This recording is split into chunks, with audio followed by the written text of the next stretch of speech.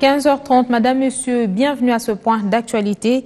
Match aller de la Ligue des champions de la Confédération africaine de football. Le tout-puissant Majembe joue demain contre Sétif d'Algérie où il est arrivé depuis hier après 4 jours de stage à Accra au Ghana.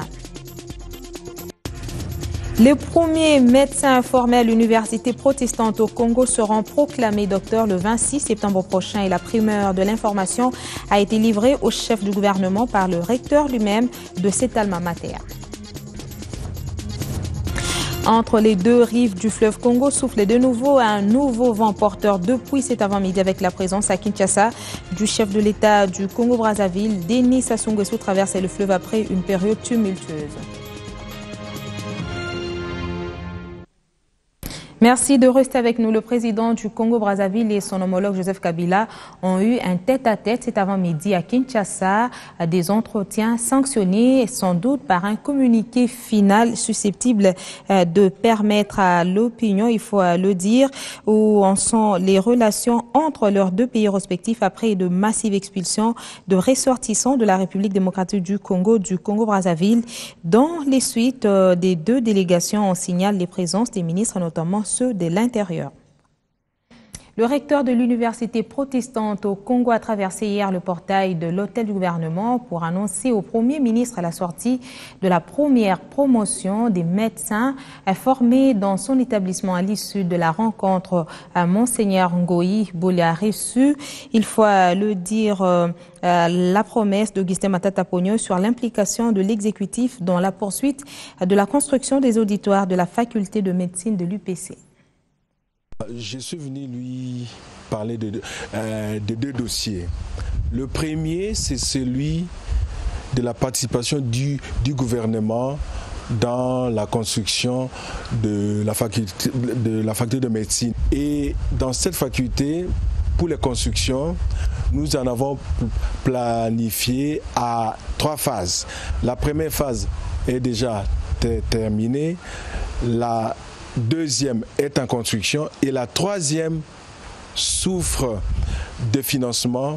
Le Premier ministre avait été très sensible à ces dossiers-là, mais malheureusement, ça traîne entre le ministère de tutelle, le ministère des Finances et le BCECO qui est chargé de l'exécution de ce projet. Donc, je le lui ai rappelé, il m'a donné quelques instructions que je vais faire dès maintenant pour que ces dossiers soient décantés. Je voulais, au nom de l'UPC, solliciter la présence du Premier ministre en tant que parrain de la première promotion de la faculté de médecine qui sort le samedi 27 septembre. La journée d'hier a aussi été marquée par un intérêt porté sur l'amélioration des conditions de transport en commun à travers la remise des nouveaux bus dénommés Esprit de vie à crédit aux transporteurs privés par les pouvoirs publics. De vie se matérialise après 2 ans d'études. Sur 236 dossiers soumis par l'Association des transporteurs privés du Congo, moins de la moitié, soit 105, ont bénéficié de ces minibus Hyundai. Lancé par le Premier ministre Augustin Matata Ponyo, l'Esprit de vie est un programme global. Il répond au phénomène esprit de mort tel que sont désignés communément les Mercedes 207. Le programme du gouvernement s'attaque aux mauvaises conduites et aussi conditions des 207 qui opèrent dans le transport en commun. C'est ce qu'a souligné Justin Kalumba Mwanangongo. Il y a un objectif intermédiaire, c'est l'annoncé le Premier ministre, qui procède de ce premier constat. Nous voulons que d'ici 2016, nous puissions réduire au moins de moitié la survenance des accidents sur les routes de Kinshasa. Et donc ça, c'est extrêmement important parce que nous travaillons à la fois et sur les équipements et sur les infrastructures. À titre symbolique, 2 membres sur les 105 bénéficiaires ont reçu des mains du Premier ministre les clés de leur minibus. Moi aussi, j'ai rempli les critères, c'est pourquoi je suis bénéficiaire. J'avais même certains éléments qui manquaient. Le cabinet comptable a traité le dossier, ils m'ont dit qu'il faut vite amener les certificats de mariage et puis l'acte de mariage, pardon. Et puis il y avait l'extrait des comptes que j'avais déjà remis depuis plus de 6 mois, je devais renouveler notre extrait. Alors, j'ai rempli les conditions, j'ai payé la compte de 15%, c'est pourquoi je suis bénéficiaire. Le lancement du programme Esprit de vie était ponctué par l'inauguration des minibus par le chef du gouvernement. L'Église protestante a eu une convergence de vues avec le Premier ministre sur la formation des élites au moment où, entre l'Église catholique et le gouvernement, ce sont des divergences qui éclatent au grand jour à propos de la révision constitutionnelle. Les porte-parole du gouvernement ne trouvent pas de justification dans la prise de position de la conférence épiscopale contre la révision du texte. Lambert Mendo Malanga s'est exprimé par ailleurs sur la poursuite de l'amnistie dont bénéficient des centaines de prisonniers. Comme promis au cours de son précédent point de presse, le ministre de la Communication et Médias a promulgué une nouvelle liste de bénéficiaires de la loi d'amnistie du 11 février. 206 personnes constituent la 6e vague depuis la promulgation de la dite loi. Cette nouvelle vague de libération constitue, vous le savez, la 6e depuis qu'a été promulguée la loi d'amnistie le 11 février 2014. Je voudrais rappeler au nom du gouvernement que l'admission au bénéfice de l'amnistie concerne uniquement ceux de nos compatriotes qui sont en conflit avec la loi, hormis pour cause de crimes de guerre ou crimes contre l'humanité, et qui se sont soumis à l'obligation de signer l'acte d'engagement indiquant leur volonté de ne plus se compromettre à nouveau dans des actions violentes contre leur propre pays. Au cours de ce même point de presse, Lambert Mende a abordé également la question liée à la révision constitutionnelle en répondant à la lettre pastorale de la SENCO. Pour le gouvernement, dans une société démocratique, nul ne peut s'arroger le pouvoir d'empêcher le choc des idées. Il reste un atout pour le progrès. La prétention de nos compatriotes, auteurs de la lettre pastorale du 14 septembre, à museler par des menaces à peine voilées toute opinion contraire à la leur, donne quelque substance à nos inquiétudes face à ce qui n'est rien moins qu'un véritable cas d'école de procès d'intention. Aucune institution n'ayant jusque-là, je le répète, pris une quelconque initiative de révision concernant l'article 220 de la Constitution.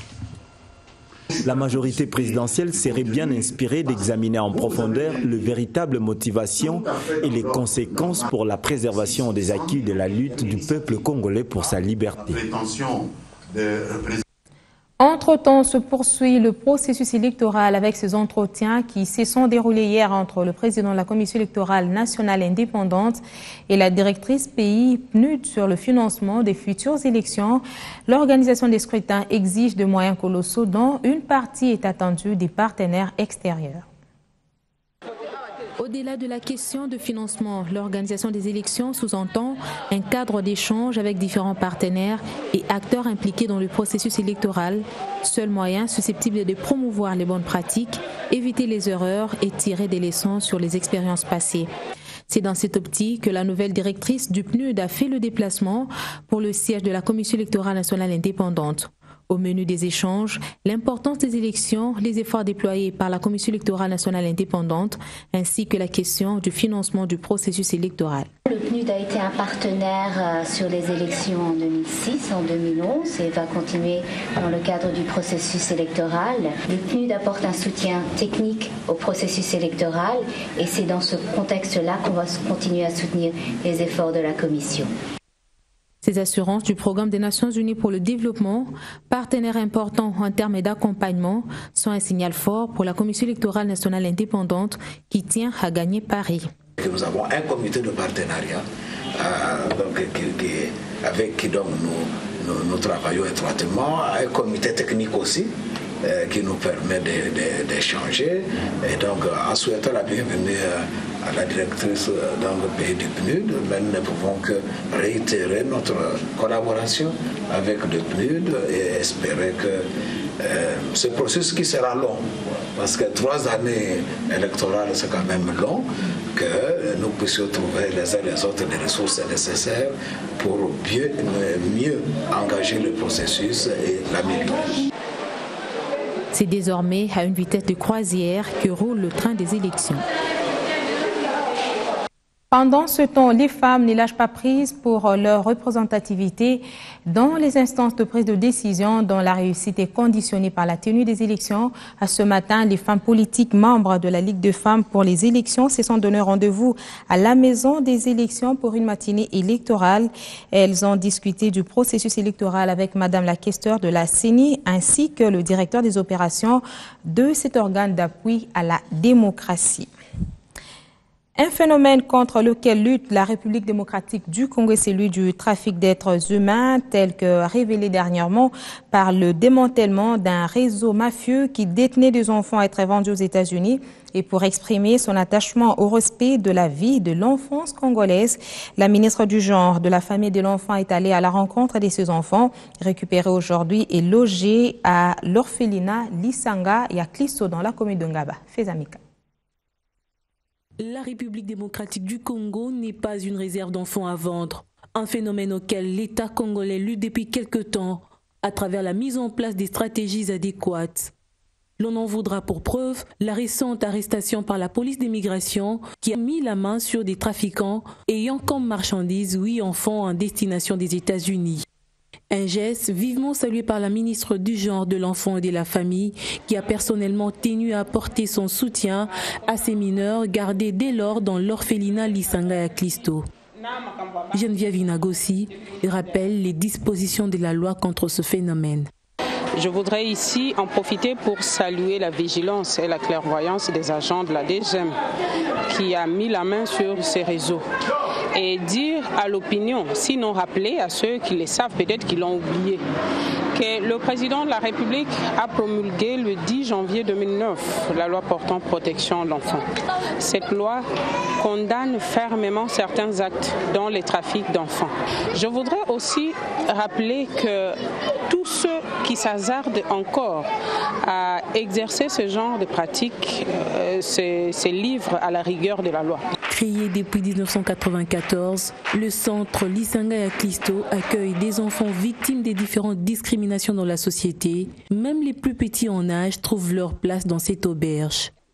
De quoi susciter non seulement le soutien du gouvernement, mais aussi l'attention des hommes et femmes de bonne foi.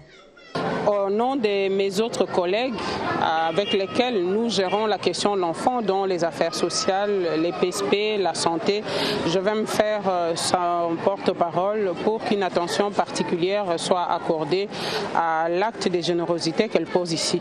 Je pense que même les hommes et les femmes de bonne volonté qui me suivent, qui vont voir ces images, ne vont pas rester insensibles. Ils vont venir apporter leur secours à cette œuvre parce qu'elle concourt vraiment à redonner le sourire à ces enfants qui sont pour la plupart abandonnés. Ces contributions des uns et des autres sera d'un apport très significatif pour Monique Baji qui s'est durant 20 ans investie dans l'encadrement tant sur le plan matériel qu'éducationnel en vue de redonner le sourire à ces enfants presque abandonnés par la société. La 16e édition du Forum économique Afrique-États-Unis qui va se dérouler à Dallas se prépare déjà à Kinshasa avec l'aide de l'Agence nationale pour la promotion des investissements. Fifi Lukusa. 15 pays africains et les États-Unis seront à Dallas aux USA du 15 au 17 octobre prochain pour le 16e Forum économique africain. Cette rencontre organisée par la Chambre de commerce USA-Afrique vise à établir les liens manquants dans les relations économiques entre les deux continents. Et pour préparer ce forum, une journée porte ouverte a été organisée avec l'appui de l'ANAPI à l'initiative de l'Otraco Engineering le jeudi 18 septembre à l'hôtel Vénus. Le souci est d'expliquer aux opérateurs économiques œuvrant en RDC le bien fondé de ce forum. Ils nous ont associés à cette rencontre qui consiste à préparer un forum international qui va être organisé le mois prochain à Dallas aux États-Unis, un forum des affaires entre l'Afrique et les États-Unis. Donc c'était intéressant parce que nous disons toujours que le partenariat, c'est une stratégie qui peut permettre à notre pays d'aller de l'avant. La participation à un tel forum va permettre de connaître, d'ouvrir un peu la fenêtre sur la RDC et de peut-être permettre à des participants congolais d'établir des partenariats avec leurs collègues américains et tout ça ne fera que pousser un peu les choses dans la direction de la promotion des investissements. Le forum de Dallas va aborder les questions liées au pétrole, mines, agriculture, pisciculture, électricité et infrastructures. Le processus de réduction des émissions des effets dus à la déforestation et à la dégradation sera intégré dans des politiques sectorielles des ministères et les secrétaires généraux de l'administration publique sont associés dans ces démarches. Une réunion de haut niveau a été organisée par le ministère de l'Environnement, Conservation de la Nature et Tourisme en collaboration avec la coordination nationale REDS. Elle appartient désormais au passé, la première réunion de haut niveau de l'administration publique pour l'intégration de la RED+ dans les politiques et programmes sectoriels. Rencontre qui avait réuni 8 ministères, des secrétaires généraux et autres acteurs au développement. Pour créer des conditions susceptibles de soutenir la vision de la croissance verte, le travail en synergie était souhaité par les experts. Dans cette première réunion de haut niveau des secrétaires généraux de l'administration publique, cette réunion a connu la présence très remarquée de membres du gouvernement de la République, a démontré à n'en point douter le haut niveau de l'appropriation et de l'engagement du gouvernement dans la mise en œuvre du processus RED+ dans notre pays en vue de la gestion durable de nos ressources naturelles forestières et l'amélioration du niveau de vie de nos populations dont plus de 60% vivent de la forêt et dans la forêt, ainsi que la réduction de la pauvreté. Une feuille de route reprenant les éléments clés d'engagement du ministère sectoriel ainsi que le chronogramme de grandes étapes à venir a été adopté. La création de la commission ad hoc chargée d'examiner les modalités de fonctionnement du comité technique de création et de concertation permanente des secrétaires généraux sur l'intégration de la RED dans les politiques et programmes sectoriels. C'est prévu la création de cette commission en septembre 2014. Élaboration d'une note technique sur le fonctionnement de groupes de coordination thématique, prévu en octobre 2014. C'était des moments de discussion de haut niveau à la hauteur de la croissance verte attendue par le pays. À Kanda-Kanda, dans le Kasaï oriental, l'Agence américaine pour le développement international et les fonds des Nations unies pour l'enfance s'investit pour lutter contre la mortalité maternelle et infantile. Ces organismes ont remis des kits familiaux aux ménages dans le cadre du projet de santé pour les populations les plus pauvres.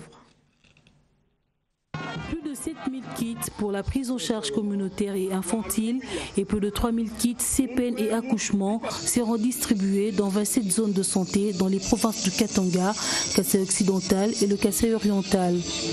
Dans le Kasaï oriental, MSH, cette agence de l'USAID, a ciblé la zone de santé de Kanda-Kanda dans le cadre de son projet SPP, Santé pour les populations les plus pauvres. Ces kits sont constitués des gants d'examen en latex, des paracétamol, des seringues, des gants chirurgicaux stériles ainsi que d'autres médicaments essentiels et intrants nécessaires au profit des femmes enceintes et des enfants de moins de 5 ans.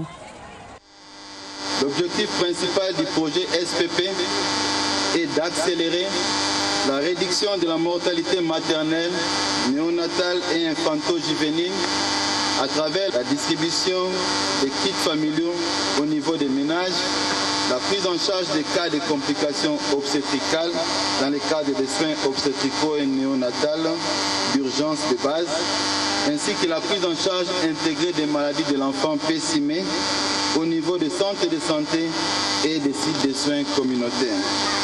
Les bénéficiaires saluent ce geste et promettent de bien les pour le bien-être des femmes et des enfants.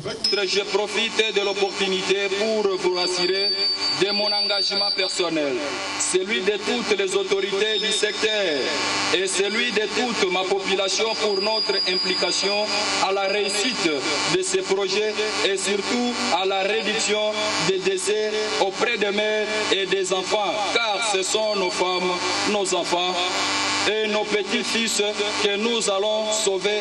Ainsi donc, nous vous avons tout à y gagner. À travers le projet SPP, la population aura également accès aux structures de santé à un prix réduit. Il faut dire que ce projet contribue à l'accélération des atteintes des OMD 4 et 5. Opération sans boissons alcooliques et stupéfiants. Une bonne quantité de chanvre et boissons a été saisie par la police nationale congolaise. Selon le commandant de la PNC district de Béni, la prochaine cible sera la population. Eric Kasmoïs. Le colonel Baliou Angoy Flamon a présenté ces produits indigènes interceptés dans les camps de la police nationale congolaise à la presse locale. Quoi qu'il en soit, cet officier de la police nationale congolaise se félicite de la moisson qu'il qualifie de suffisante. L'opération Béni sans boissons prohibées et sans stupéfiants. Nous venons juste de saisir plus de 60 litres de boissons prohibées. Aussi, vous voyez bien, plus de 2 ou 3 kilos de stupéfiants. Et ces boissons prohibées, ces stupéfiants viennent d'être récupérés, s'il vous plaît, dans le camp de la police. Donc, il a fallu commencer par soi-même. Les viseurs ne sont pas seulement tournés vers les éléments de l'ordre, mais aussi la population, précise la même source. Nous lançons cette fois-là, comme on a commencé dans le cadre de la police, maintenant nous allons aller au niveau du quartier des avenues. Nous avons déjà identifié le lieu, nous attendons maintenant à la vitesse supérieure. La consommation excessive des stupéfiants est à la base de l'insécurité à Béni, indique le commandant de la PNC district de Béni. Tout de suite, il a appelé les habitants à pouvoir renoncer cette pratique. Tout vendeur, tout importateur de boissons prohibées, de drogue, de chanvre, de stupéfiants doit cesser parce que la police va faire maintenant son travail. Les boissons prohibées tuent plus que le sida. Les drogues, même. Et donc, ce sont des histoires qui transforment le moral, le mental et qui sont à la base même de l'insécurité dans la ville de Béni. La police, au niveau local, à travers cette opération, déclare respecter l'ordre de l'autorité locale. Direction Goma pour parler de la célébration de la Journée internationale de la paix qui se pointe à l'horizon et le chef-lieu de la province du Nord Kivu se prépare déjà à célébrer cette manifestation de grande envergure avec faste. Des activités sont organisées et plusieurs autres manifestations sont prévues avec comme tête d'affiche la star américaine d'origine sénégalaise Akon, Christian Elong, notre envoyé spécial. À 48 heures de la célébration de la Journée internationale de la paix, Goma vit déjà au rythme de cette journée où plusieurs manifestations sont prévues en marge de cette célébration. Déjà, cet après-midi, 3 activités en vue. D'abord, l'UNICEF qui lance le projet Unielésé, qui signifie Parle-moi, avec 100 jeunes du Parlement d'enfants et des clubs d'écoute, des enfants reporters et des scouts, un programme innovateur qui vise à donner une voix aux jeunes Congolais pour la défense de leurs droits, leur permettant de communiquer directement et gratuitement avec les décideurs en répondant à des sondages sur les développements qu'ils recevront chaque semaine sur leur téléphone portable. Ensuite, l'UNICEF et l'ONG britannique Search for Common Ground tient avec les associations des jeunes un atelier de restitution et d'échange sur les principes directeurs, sur la participation des jeunes à la paix, qu'un groupe de travail composé des agents des Nations Unies et des organisations de la société civile ont récemment publié. Et enfin, la star de la musique américaine d'origine sénégalaise, Akon, va tenir une conférence de presse cet après-midi ici à Goma pour justifier sa participation à cet événement. Comme vous le savez, l'UNICEF et l'ONG américaine Peace One Day organisent un grand concert à l'aéroport international de Goma ce dimanche 21 septembre pour la commémoration de la Journée internationale de la paix dans une ville qui n'a connu que la guerre depuis plus de 2 décennies, et ça sera l'occasion pour Goma de livrer une image festive et de joie. Depuis Goma, Christian Elongo Selemani, Diwan. D'autres informations nous sont livrées par des confrères dans cette édition du journal à travers les lignes. Il souffle depuis peu un vent froid ressenti par les modérateurs dans le secteur bancaire congolais, particulièrement parmi les privés, malgré le deal signé avec le gouvernement pour servir de canal à la paye des fonctionnaires. Les banques vivent de moments difficiles. La crise actuelle des banques a principalement 2 origines. D'abord interne avec un personnel qui tripatouille avec des abonnés dont l'attribution des crédits, la gestion des comptes, surtout épargne et tant d'autres subterfuges qui sont montés avec la complicité du personnel pour arrondir les mois. Ensuite, on a des causes externes avec immixtion du secteur public dans les banques commerciales ou la banque centrale, comme les ministères multiplient des comptes et des sous-comptes. Un réseau de présumés médecins trafiquants des reins que stigmatise le maximum opérerait à Kinshasa. Sa principale cible serait les femmes enceintes. Il appert qu'un des membres du réseau aurait été appréhendé par les services, mais qu'il est cependant étonnant ce silence profond des proches de présumées victimes de ce trafic. Aucun n'a jusque-là osé approcher la presse audiovisuelle lingalaphone maniaque du sensationnel à Kinshasa. Ces reins seraient vendus en Suisse et en Hollande. Sport pour terminer, Ligue des champions de la Confédération africaine.